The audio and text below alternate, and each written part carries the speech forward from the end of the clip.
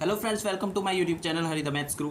तो हम last video में डिस्कस कर रहे थे रीमान इंटीग्रल और उससे रिलेटेड हम मैक्सिमम कंसेप्ट्स और जो टॉपिक्स हैं वो हम डिस्कस कर चुके हैं। आज हम रीमान इंटीग्रल से रिलेटेड जो क्वेश्चंस प्रीवियस ईयर के क्वेश्चन पेपर्स में आए हुए हैं, जो कि IIT JEM हो, BSc हो, MSc हो या नेट हो, इन सभी क्वेश्चन पेपर्स में जो आए हुए हैं उनको हम सॉल्व करेंगे। तो पहले हम एक क्वेश्चन पेपर लेकर चल रहे हैं, यहाँ पर इसके क्वेश्चंस को सॉल्व करेंगे जो रीमान इंटीग्रल से रिलेटेड है। तो पर उससे पहले वीडियो को स्टार्ट करने से पहले मेरी आप लोगों से रिक्वेस्ट है कि इस वीडियो को ज़्यादा से ज़्यादा लाइक, शेयर और सब्सक्राइब कीजिएगा और बेल आइकन को प्रेस कीजिएगा, जिससे कि आपको टाइम टू टाइम नोटिफिकेशन मिलती रहे, अच्छी अच्छी वीडियो मिलती रहे। और इस वीडियो को सजेशन है मेरा आपके लिए कि इस वीडियो को शुरू से लेकर एंड तक कंप्लीट देखिएगा, जिससे कि कोई भी कंसेप्ट स्किप ना हो। चलिए स्टार्ट करते हैं वीडियो। तो यहाँ पर प्यारे दोस्तों पहला क्वेश्चन है, यहाँ पर हमारे पास f1 और f2 given to real valued function है जो कि बाउंडेड है और क्लोज इंटरवल a b में डिफाइंड है। तो हमें बताना है कि फॉर एवरी पार्टीशन p, अगर p कोई भी पार्टीशन हम इंटरवल a b का बनाते हैं तो उसके लिए कौन सा रिजल्ट ट्रू होगा। तो प्यारे दोस्तों हमने यहाँ पर इसके लिए दो फंक्शन के लिए हमने डिस्कस किया था कि अगर कोई भी दो फंक्शन है जो बाउंडेड है और close interval a to b पे डिफाइंड है, तो किसी भी पार्टीशन p के कोरस्पॉन्डिंग हमेशा जो LP f1 प्लस f2 यानी कि दोनों फंक्शन के सम का जो LPF होगा वो हमेशा ग्रेटर देन इक्वल होता है दोनों अलग अलग फंक्शन के लोअर रीमान सम के सम से। यानी कि दोनों को अगर हम ऐड कर दें, दोनों के अलग अलग दोनों f1 और f2 फंक्शन के अलग अलग लोअर रीमान सम निकाले और उनका सम निकाले, तो वो हमेशा दोनों फंक्शन के सम से जो नया फंक्शन क्रिएट होगा उसके LPF से ये लेस देन इक्वल होगा। और UPF की अगर बात करें तो UPF का रिजल्ट जस्ट रिवर्स हो जाता है, यानी कि सम फंक्शन का UPF लेस देन इक्वल होगा दोनों फंक्शन के अलग अलग अपर रीमान सम्स के सम से। इट मीन्स यहाँ पर रिजल्ट जो है वो ऑप्शन कौन सा करेक्ट हो जाता है प्यारे दोस्तों, ऑप्शन बी करेक्ट हो जाता है, क्योंकि यहाँ पर f1 प्लस f2 फंक्शन का अपर Riemann sum less than equal होगा f1 फंक्शन का अपर रीमान सम प्लस f2 फंक्शन का अपर रीमान सम। तो इस तरीके से ये क्वेश्चन करेक्ट हो जाता है। नेक्स्ट क्वेश्चन पर आते हैं, a bounded function f is R integrable in close interval a b। कोई भी फंक्शन f जो है वो बाउंडेड है और वो रीमान इंटीग्रेबल होगा क्लोज इंटरवल में if the set of its point of discontinuity. अगर पॉइंट ऑफ डिसकंटिन्यूटी हमने लास्ट वीडियो में डिस्कस किया था कि कोई भी फंक्शन अगर डिसकंटिन्यूअस है तो वो भी कंटिन्यूअस फंक्शन तो रीमान इंटीग्रेबल होता ही है, बट अगर कोई फंक्शन डिसकंटिन्यूअस है तो वो भी रीमान इंटीग्रेबल हो जाएगा। पर अगर उसके पॉइंट ऑफ डिसकंटिन्यूटी यानी कि जिन पॉइंटों पर फंक्शन डिसकंटिन्यूअस है उनको कलेक्ट करके एक सेट बना लिया जाए, यानी कि set of point of discontinuity बनाए, तो वो अगर फाइनाइट सेट बने तो फंक्शन रीमान इंटीग्रेबल होगा। तो यहाँ से ऑप्शन ए करेक्ट हो जाता है कि set of point of discontinuity अगर फाइनाइट है तो। प्यारे दोस्तों यहाँ पर एक और रिजल्ट है, मैं आपको यहीं पर बता देता हूँ कि फंक्शन f कोई भी अगर है वो बाउंडेड है पर कंटिन्यूस नहीं है, डिसकंटिन्यूस है, तो एक और कंडीशन है डिसकंटिन्यूस फंक्शन के रीमान इंटीग्रेबल होने की कि set of point of discontinuity हम अगर बनाते हैं तो उस set of point of discontinuity के अगर लिमिट पॉइंटों की संख्या फाइनाइट आती है, यानी कि finite number of limit point रखता है set of point of discontinuity, तो उस केस में भी फंक्शन रीमान इंटीग्रेबल होता है। तो ये दोनों स्टैंडर्ड रिजल्ट आप लोगों को याद होने चाहिए प्यारे दोस्तों। एक क्वेश्चन और देख लेते हैं यहाँ पर हम, नेक्स्ट क्वेश्चन कि if f is real valued function bounded function on close interval a b और स्मॉल m और कैपिटल M इस फंक्शन के इन्फीमियम एंड सुप्रीमियम, ग्रेटेस्ट लोअर बाउंड है, लीस्ट अपर बाउंड हमें बताए हुए हैं, तो हमें रिजल्ट देखना है इनमें से कौन सा रिजल्ट ट्रू होगा। तो प्यारे दोस्तों आप लोगों को याद हो तो हमने लास्ट वीडियो में डिस्कस किया था कि अगर फंक्शन का इन्फीमियम वैल्यू स्मॉल m है और सुप्रीमियम वैल्यू कैपिटल M है total given interval a to b में, तो एक स्टैंडर्ड रिजल्ट मैंने ग्राफिकली भी आपको एक्सप्लेन किया था कि small m into b minus a से ग्रेटर देन इक्वल होता है LPF और LPF से ग्रेटर देन इक्वल होता है प्यारे दोस्तों क्या, UPF, और UPF से ग्रेटर देन इक्वल क्या होता है, capital M into b minus a। तो इस रिजल्ट के अकॉर्डिंग अगर हम देखें तो यहाँ पर result small m into b minus a और capital M into b minus a की बात कर रहा है, तो इससे ग्रेटर LPF है और इससे ग्रेटर UPF और उससे greater capital M into b minus a। It means direct result in दोनों के बीच में क्या बन जाता है, ये वाला कि small m into b minus a less than equal होगा capital M into b minus a की। तो ये बात आप लोगों के क्लियर हो जानी चाहिए। चलिए फिर नेक्स्ट क्वेश्चन को डिस्कस करते हैं। यहाँ पर f एक बाउंडेड फंक्शन दिया हुआ है जो कि close interval a to b में डिफाइंड है, p कोई पार्टीशन दिया हुआ है क्लोज इंटरवल a b का, तो बताया हुआ है p स्टार रिफाइनमेंट है p का, then which relation is correct. तो प्यारे दोस्तों पहले रिफाइनमेंट के बारे में जान लेते हैं। हमने लास्ट वीडियो में डिस्कस किया था कि अगर कोई भी interval close interval a b हमें दिया हुआ है a से b का, तो उसके अगर एक पार्टीशन p है, उस पार्टीशन p के कॉरस्पॉन्डिंग कोई दूसरा पार्टीशन p स्टार ऐसा एग्जिस्ट कर जाता है कि p स्टार सुपर सेट है किसका, p का, या p के सबसेट हो किसका, p स्टार का, तो उस केस में p स्टार जो है वो p का रिफाइनमेंट कहलाता है। और ये भी हमने डिस्कस किया था इसे रिफाइनमेंट क्यों कहा जाता है, क्योंकि जब भी हम रिफाइनमेंट करते हैं तो रिफाइनमेंट करने पर जो भी रिफाइनमेंट है उस रिफाइनमेंट के कोरस्पॉन्डिंग हमेशा LPF इंक्रीज होता चला जाता है, जो कि क्लोज होता चला जाता है एग्जैक्ट ग्राफ और एक्स एक्सिस के बीच के एरिया के, यानी कि इंटीग्रल के जो हमें फाइंड आउट करना है। इट मींस पार्टीशन हमेशा जो भी रिफाइनमेंट वाला बनेगा वो हमारे इंटीग्रल को और रिफाइन करता चला जाएगा, यानी कि LPF को बढ़ाता चला जाएगा, यानी कि रिफाइनमेंट वाले का LPF बढ़ता है और UPF जो है वो रिफाइनमेंट वाले का डिक्रीज होता चला जाता है। इट मींस अगर हम बात करें तो UPF और UP स्टार F में क्या रिलेशन होगा कि रिफाइनमेंट वाले का अपर रीमान सम जो है वो डिक्रीज होगा, कम होगा, और पार्टीशन पी के corresponding upper Riemann sum greater than equal होगा। तो इससे यहाँ पर रिजल्ट भी क्लियर हो जाता है। तो प्यारे दोस्तों, ये आप लोगों को कंसेप्ट क्लियर हो जाना चाहिए। एक क्वेश्चन और देख लेते हैं यहाँ पर। A function F is Riemann integrable on close interval A B. Function F है जो कि क्लोज इंटरवल ए से बी के लिए रीमान इंटीग्रेबल दिया हुआ है। ये कह रहा है कि रीमान इंटीग्रेबल होगा a to b close interval if and only if. तो हमने डेफिनेशन पढ़ी थी, याद हो आप लोगों को, कि एफ अगर कोई फंक्शन बाउंडेड है तो रीमान इंटीग्रेबल क्लोज इंटरवल ए बी में तभी होगा जब उस फंक्शन के लिए लोअर रीमान इंटीग्रल और अपर रीमान इंटीग्रल दोनों इक्वल आ जाए। अगर दोनों इक्वल आते हैं फंक्शन, तभी रीमान इंटीग्रेबल होगा, यानी कि ये लोअर रीमान इंटीग्रल और अपर रीमान इंटीग्रल दोनों इक्वल होने चाहिए। तो इस तरीके से हमारा ऑप्शन डी करेक्ट हो जाता है प्यारे दोस्तों।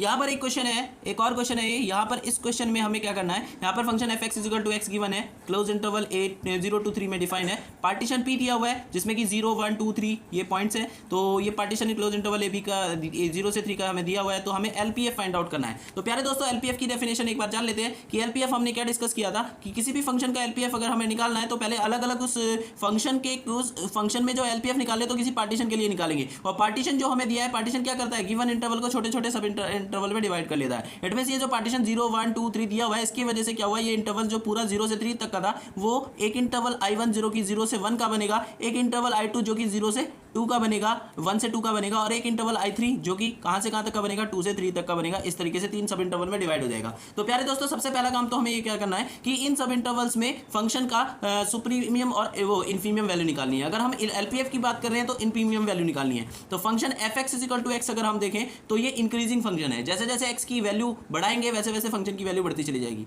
तो सबसे पहले हमें इस फंक्शन का इन्फीमियम वैल्यू इस इंटरवल 0 से 1 में देखना है। तो प्यारे दोस्तों, एक्स की वैल्यू 0 और 1 के बीच में जैसे जैसे हम रखते चले जाएंगे तो 0 से 1 की तरफ बढ़ने पर फंक्शन की वैल्यू बढ़ती चली जाएगी। इट मींस फंक्शन की सबसे कम यानी कि इन्फीमियम वैल्यू किस पॉइंट पर मिलेगी, एक्स इक्वल टू 0 रखने पर। तो 0 जैसे ही रखेंगे फंक्शन की इन्फीमियम वैल्यू मिल जाएगी m1 इज इक्वल टू 0। फिर इस इंटरवल दूसरे इंटरवल में अगर हम देखें तो 1 से 2 का इंटरवल है। इस इंटरवल यानी कि एक्स की वैल्यू 1 और 2 के बीच में कुछ भी रखते चले जाए तो फंक्शन की सबसे कम वैल्यू कब मिलेगी, जब हम एक्स इक्वल टू 1 रख देंगे। तो वैल्यू कितनी आएगी, m2 इन्फीमियम कितना आ जाएगा, 1 आ जाएगा, 1। और तीसरे इंटरवल में इसी तरीके से I3 में देखें तो फंक्शन की सबसे कम वैल्यू कितनी आ जाएगी, 2 से 3 के इंटरवल में, तो x इक्वल टू 2 रखने पर आएगी जो कि m3 इज इक्वल टू कितना आ जाएगा, 2 आ जाएगा। तो इस तरीके से हम प्यारे दोस्तों देखते हैं m1 0 आता है, m2 1 आता है और m3 कितना आता है हमारा 2 आता है। तो एलपीएफ क्या होता है प्यारे दोस्तों, एलपीएफ हमने डिस्कस किया था किसके इक्वल होता है, m1 into delta x1 plus m2 into delta x2 plus m3 into delta x3। तो यहाँ पर delta x1 delta x2 delta x3 क्या है, इंटरवल की लेंथ है जो सब इंटरवल बने हैं। तो प्यारे दोस्तों, पहला इंटरवल जो I1 0 से 1 का बना है इसकी लेंथ निकालने तो कैसे करेंगे कि upper limit minus lower limit, upper and minus lower and, तो 1 माइनस 0 तो यानी कि कितना आ जाएगा 1। तो पहले इस इंटरवल की लेंथ डेल्टा x1 कितनी आ जाएगी 1, दूसरे की देखें तो 2 माइनस 1 वो भी 1 आएगी, तीसरे की देखें तो 3 माइनस 2 वो भी 1 आएगी। It means delta x1 delta x2 delta x3 तीनों की वैल्यू 1 है। तो वैल्यूज रख देते हैं। हमारा m1 कितना था प्यारे दोस्तों 0 into delta x1 1 plus m2 कितना है 1 इंटू डेल्टा x2 कितना है हमारा प्यारे दोस्तों वो भी 1 था, फिर प्लस m3 कितना है हमारा, m3 है यहाँ पर 2 इंटू इंटरवल की लेंथ डेल्टा x3 कितनी है वो भी 1 है। तो यहाँ से 0 प्लस 1 प्लस 2 इट में से ये सॉल्व करके कितना जाता है 3। तो इसका मतलब आंसर कौन सा करेक्ट हो जाएगा, ऑप्शन बी यहाँ पर आंसर करेक्ट हो जाएगा। चलिए नेक्स्ट क्वेश्चन पर चलते हैं। यहाँ पर हमसे वो कहता है f कोई रीमान इंटीग्रेबल फंक्शन है जो close interval a to b से रियल नंबर के सेट में डिफाइंड है। p और q कोई इसके पार्टीशन है क्लोज इंटरवल a b के, सच दैट किस तरीके से कि p का सुपर सेट q है। तो प्यारे दोस्तों, अगर p का सुपर सेट q है तो रिफाइनमेंट कौन सा सेट पार्टीशन बनता है, तो प्यारे दोस्तों यहाँ पर पार्टीशन बनता है q। पार्टीशन q जो है वो इसका रिफाइनमेंट हो जाएगा, किसका रिफाइनमेंट हो जाएगा, p का। तो हमने लास्ट क्वेश्चन में भी अभी पीछे डिस्कस किया था कि रिफाइनमेंट वाले का जो यूपीएफ है, रिफाइनमेंट वाले पार्टीशन का यूपीएफ हमेशा इंक्रीज होता है, एलपीएफ हमेशा इंक्रीज होता है रिफाइनमेंट वाले का, और यूपीएफ हमेशा रिफाइनमेंट वाले पार्टीशन का डिक्रीज होता है। तो यहाँ पर रिफाइनमेंट वाला पार्टीशन हमारा क्यू है, तो इसके लिए एलपीएफ क्या होगा प्यारे दोस्तों, इंक्रीज होना चाहिए यानी कि ग्रेटर होना चाहिए। तो क्यू पार्टीशन के लिए जो लोअर रीमान सम होगा वो ग्रेटर होगा किससे, पी से। तो यहाँ पर आंसर कौन सा सही हो जाता है, ए सही हो जाता है। इट मीन्स ए बिल्कुल करेक्ट है। तो ऑप्शन ए यहाँ पर करेक्ट हो जाता है। और प्यारे दोस्तों, अगर ऑप्शन बी की भी बात हम चेक करें तो यहाँ पर ये क्यू के लिए एक वैल्यू जो है वो क्यू रिफाइनमेंट है तो लेस बता रहा है, इट मींस ये ऑप्शन बी रॉन्ग हो जाता है। तो इट मींस ए करेक्ट है, बी रॉन्ग है, ए करेक्ट है और बी रॉन्ग है। तो यहाँ पर ए इज ट्रू और बी इज फॉल्स, यानी कि ऑप्शन सी करेक्ट हो जाएगा। प्यारे दोस्तों, ऑप्शन ए को रिजेक्ट कर लेते हैं क्योंकि ये इसमें इंक्लूडेड ऑलरेडी है, तो ऑप्शन सी करेक्ट हो जाएगा। A is true, B is false. तो नेक्स्ट क्वेश्चन हम डिस्कस करते हैं। नेक्स्ट क्वेश्चन है, if f is bounded function define on close interval a b, f कोई बाउंडेड फंक्शन है जो क्लोज इंटरवल a से b में डिफाइंड है, then f is Riemann integrable. f function जो है वो रीमान इंटीग्रेबल होगा if and only if for each epsilon positive there exist a partition P of A B such that, किस तरीके का एग्जिस्ट करना चाहिए। तो ये हमने necessary sufficient condition Riemann integrability की डिस्कस की थी कि कोई भी फंक्शन एफ जो है वो बाउंडेड फंक्शन है और वो रीमान इंटीग्रेबल होगा, उसके लिए नेसेसरी सफिशिएंट कंडीशन या if and only if condition ये है कि अगर हम एप्सिलॉन पॉजिटिव कोई वैल्यू लेकर चल रहे हैं तो उसके कोरस्पोंडिंग पार्टीशन पी जरूर एग्जिस्ट करेगा इंटरवल ए बी का, जिसके लिए UPF minus LPF less than epsilon हो। तो इसके अकॉर्डिंग अगर हम देखें तो ये रिजल्ट यहाँ पर जो ऑप्शन है वो बी करेक्ट हो जाता है, UPF minus LPF less than epsilon, क्योंकि इसमें ग्रेटर देन है और इसमें एलपीएफ माइनस यूपीएफ है। तो यहाँ पर तीनों ऑप्शन में से सिर्फ और सिर्फ ऑप्शन बी करेक्ट हो जाता है। प्यारे दोस्तों नेक्स्ट क्वेश्चन नंबर 50 पर आते हैं। ये कहता है अगर f1 function is Riemann integrable है तो then integral a to b limit में f1 फंक्शन का plus b to c limit में f1 फंक्शन का क्या होगा। तो अगर आप लोगों को रीमान इंटीग्रल का ये कंसेप्ट भी नहीं पता है, आपने 12th में इंटीग्रल पढ़ा है, तो यहाँ से आप देख सकते हैं कि ये डेफिनेट इंटीग्रल की एक प्रॉपर्टी है कि a टू b लिमिट में सेम फंक्शन का integral plus b to c function integral limit में सेम फंक्शन का इंटीग्रल, ये किसके इक्वल होता है, a टू c लिमिट में सेम फंक्शन f1 का इंटीग्रल। इसका मतलब ऑप्शन सी यहाँ पर करेक्ट हो जाएगा। पहले दोस्तों परेशान और कंफ्यूज होने की जरूरत नहीं है, एक ऑप्शन यहाँ पर प्लस सी भी लगा रहा है, सेम वैल्यू है प्लस इंटीग्रेशन कांस्टेंट ऐड हो रहा है। तो हम लोग जानते हैं कि अगर इंटीग्रल डेफिनेट इंटीग्रल है तो उसमें इंटीग्रेशन कांस्टेंट ऐड नहीं होता, इट मींस ये तो बिल्कुल ही रॉन्ग हो जाएगा, तो ऑप्शन सी करेक्ट होगा। चलिए आगे चलते हैं नेक्स्ट क्वेश्चन पर।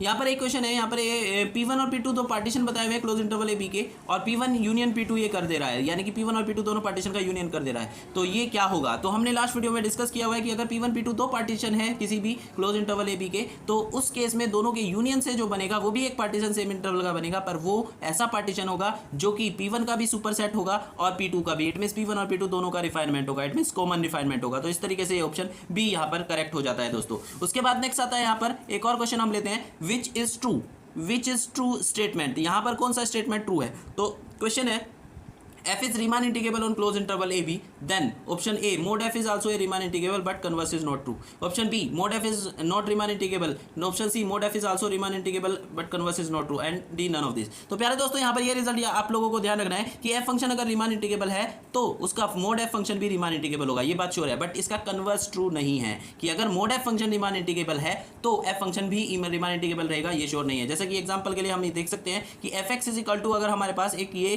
फंक्शन डिफाइन है, अगर x रेशनल नंबर है उस केस में इसकी वैल्यू 1 है, और x इज इरेशनल नंबर है तो उस केस में फंक्शन की वैल्यू -1 है, और ये फंक्शन अगर 0 से 1 के इंटरवल में डिफाइंड है तो उस केस में किसी भी इंटरवल में डिफाइंड हो, तो जब भी हम फंक्शन का इसका एलपीएफ निकालते हैं, तो प्यारे दोस्तों एक शॉर्ट ट्रिक ध्यान रखिए, जब भी रेशनल और इरेशनल की फॉर्म में कोई फंक्शन डिफाइन कर रखा हो और उसमें दोनों केसेस में फंक्शन की वैल्यू डिफरेंट हो, उस केस में फंक्शन का जो एलपीएफ बनता है वो डायरेक्ट शॉर्ट ट्रिक बता दे रहा हूं मैं आपको, दोनों में से जो मिनिमम वैल्यू है वो उसके इक्वल बनेगा एलपीएफ, यानी कि -1 के। शॉर्ट पूरा सॉल्व करने की जरूरत नहीं है एलपीएफ निकालने की। उसके बाद यूपीएफ इज इक्वल टू होगा दोनों में से जो ग्रेटर वैल्यू है यानी कि 1 के, और साथ ही साथ अगर लोअर रीमान इंटीग्रल अगर हम सॉल्व करेंगे सेम फंक्शन का, तो lower Riemann integral 0 to 1 limit में जो दोनों में से कम वैल्यू है, दोनों वैल्यू में से -1 के इक्वल होगा, और अपर रीमान इंटीग्रल निकालेंगे तो वो दोनों में से जो ग्रेटर वैल्यू है यानी कि 1 के इक्वल होगा। तो यहाँ पर हम देख रहे हैं लोअर रीमान इंटीग्रल और अपर रीमान इंटीग्रल दोनों इक्वल नहीं है, यानी कि फंक्शन रीमान इंटीग्रेबल नहीं है। तो ये एक ऐसा फंक्शन हुआ जो रीमान इंटीग्रेबल नहीं है, बट अगर इस फंक्शन का मोड ले लिया जाए, तो अगर इस फंक्शन का मोड ले लिया जाए तो मोड ऑफ एफ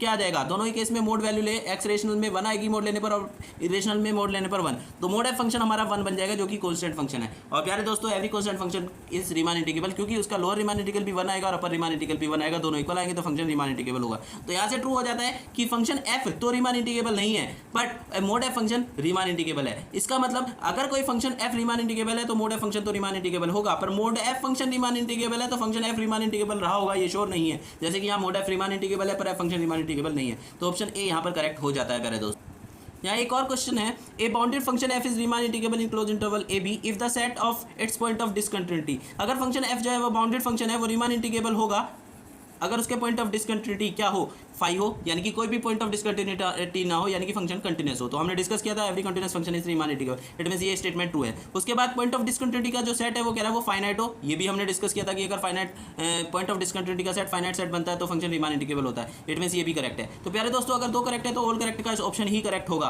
पर फिर भी थर्ड भी चेक कर लेते हैं कि हमने ये भी स्टेटमेंट डिस्कस किया था कि अगर पॉइंट ऑफ डिसकंटिन्यूटी का जो सेट है has only a finite number of limit point तो भी फंक्शन रीमान इंटीग्रेबल होता है, इट मींस ये भी ऑप्शन 59 भी करेक्ट हो जाएगा। इट मींस ऑप्शन क्या हुआ, ऑप्शन डी करेक्ट हो जाएगा, all are true, all of these. एक ये क्वेश्चन हमारे पास गिवन है कि फंक्शन एफ एक्स जो है वो 0 to 2 इंटरवल में डिफाइन है। यहाँ पर फंक्शन इस तरीके से कि एफ एक्स फंक्शन की value x plus x square है in case x rational number है, यानी कि एक्स 0 to 2 के बीच में कोई भी रेशनल नंबर होगा तो फंक्शन की वैल्यू इससे निकलेगी एक्स प्लस एक्स स्क्वायर आएगी, और फंक्शन अगर एक्स इरेशनल नंबर है तो फंक्शन की value x square plus x cube होगी। ऐसा उसने हमें दिया हुआ है, तो हमें इवेल्युएट करना अपर रीमान इंटीग्रल फंक्शन का अपर रीमान इंटीग्रल हमें कैलकुलेट करना है। तो प्यारे दोस्तों अपर रीमान इंटीग्रल या लोअर रीमान इंटीग्रल कैलकुलेट करने से पहले ऐसे क्वेश्चन में जिसमें कि रेशनल और इरेशनल के केस में दो फंक्शंस गिवन है, तो पहला काम हमें ये कंफर्म करना है कि किस डेफिनेशन के अकॉर्डिंग फंक्शन का हमें सुप्रीमियम या इन्फीमियम फाइंड आउट होगा। उसके लिए हमें चेक करना होगा कि ये वैल्यू ग्रेटर है, ये वाला फंक्शन वैल्यू ग्रेटर देगा या ये वाला फंक्शन ग्रेटर वैल्यू देगा, कौन सा फंक्शन ग्रेटर वैल्यू या बड़ी वैल्यू देगा। तो उसके लिए दोनों को माइनस कर लेते हैं। तो यहाँ पर अगर हम प्यारे दोस्तों माइनस करेंगे एक्स प्लस एक्स स्क्वायर में से माइनस कर देते हैं दूसरी वैल्यू यानी कि x square plus x cube को माइनस कर देते हैं। जैसे ही हम इसे माइनस करेंगे तो सॉल्व करके x माइनस एक्स क्यूब आएगा और x कॉमन ले लेते हैं तो ये 1 माइनस एक्स स्क्वायर आ जाएगा। तो यहाँ से हम ये देखें प्यारे दोस्तों, तो ये जो वैल्यू है वो हमारा जो इंटरवल है 0 से 2 तक का इंटरवल है। तो इस रेंज में यहाँ पर ये 1 एक ऐसी वैल्यू x इक्वल टू 1 जिस पर ये 0 होने वाला है। तो यानी कि ये वैल्यू 1 के नियर अबाउट, इंटरवल हमारा 0 से 2 तक का है, तो इस बीच में एक नंबर 1 है जिसके अबाउट जिस पर जाकर फंक्शन की वैल्यू 0 हो रही है। इसका मतलब एक साइड 1 से एक साइड ये नेगेटिव रही होगी और एक साइड पॉजिटिव। तो चेक कर लेते हैं x अगर 1 से छोटा है तो ये वैल्यू कैसी आएगी, x अगर 1 से छोटा है तो ये वैल्यू यहाँ पर 1 से कम लेस होगा यानी कि ये पॉजिटिव आएगी। इसका मतलब ये वैल्यू पॉजिटिव आएगी, x अगर 1 से छोटा है तो ये वैल्यू पॉजिटिव आएगी का इसका मतलब ये वाला फंक्शन ग्रेटर होगा। इसका मतलब कैपिटल MR जो हमें मिलेगा वो x प्लस एक्स स्क्वायर से मिलेगा इन केस x हमारा 1 से छोटा है। तो और दूसरा केस अगर x 1 से बड़ा हो जाता है, x अगर 1 से बड़ा हो जाता है तो उस केस में हमारा कौन सा फंक्शन क्या कंडीशन बनेगी, x अगर 1 से बड़ा हो जाता है तो यहाँ से देख सकते हैं हम कि 1 माइनस 1 से ग्रेटर वैल्यू माइनस होगी तो ये नेगेटिव आ जाएगा। तो इसका मतलब ये माइनस ये नेगेटिव आ रहा है, तो इसका मतलब ये वाला फंक्शन ग्रेटर हुआ x square plus x cube वाला और दूसरा वाला स्मॉल हुआ, यानी कि उस केस में कैपिटल MR की वैल्यू जो मिलेगी वो क्या आएगी हमारी x square plus x cube आ जाएगी अगर हमारा x जो है वो लेस ग्रेटर देन 1 है। तो प्यारे दोस्तों अगर हम यहाँ पर इस बात को सोचते हुए इसका अपर रीमान इंटीग्रल हमें फाइंड आउट करना है, तो अपर रीमान इंटीग्रल फाइंड आउट करते हैं। तो इस फंक्शन का जो अपर रीमान इंटीग्रल होगा 0 to 2 लिमिट में, तो 0 to 2 लिमिट में अपर रीमान इंटीग्रल, क्योंकि ये डेफिनेशन जो सुप्रीमियम के लिए है वो अलग अलग रेंज में अलग अलग है। 1 से लेस के रेस्पेक्ट में कुछ हो रहा है, 1 से ग्रेटर के रेस्पेक्ट में कुछ हो रहा है, और इंटरवल हमारा 0 से 2 का है। इसका मतलब ये जो डेफिनेशन है वो 1 पर ब्रेक हो रही है, तो इंटरवल को भी डेफिनेट इंटीग्रल की प्रॉपर्टी से इंटीग्रेशन को ब्रेक कर लेंगे 0 से 1 और फिर प्लस 1 से 2। तो 0 से 1 के रेंज में फंक्शन की सुप्रीमियम वैल्यू, क्योंकि अपर रीमान इंटीग्रल निकालना है तो सुप्रीमियम वैल्यू क्या दिख रही है x प्लस एक्स स्क्वायर, तो इसका इंटीग्रल कर लेंगे। और यहाँ पर 1 से 2 के रेंज में सुप्रीमियम वैल्यू क्या दिख रही है, यानी कि x ग्रेटर देन 1 के केस में, x ग्रेटर देन 1 के केस में फंक्शन की वैल्यू सुप्रीमियम दिख रही है x square plus x cube से। तो यहाँ पर x square plus x cube का इंटीग्रेशन कर देंगे। तो प्यारे दोस्तों जब हम इसका इंटीग्रेशन सॉल्व करेंगे तो इंटीग्रेशन तो हम आसानी से कर ले सकते हैं, इंटीग्रेशन सॉल्व करेंगे तो सॉल्व करके वैल्यू ये आ जाएगी 83/12 यानी कि 6 होल 11/12। तो ये वैल्यू इसकी आ जाएगी। तो मेरे हिसाब से फिर यहाँ पर ऑप्शन बी करेक्ट हो जाना चाहिए, तो ये इसका ऑप्शन करेक्ट हो जाएगा। तो इस तरीके से ये क्वेश्चन भी कंप्लीट हो।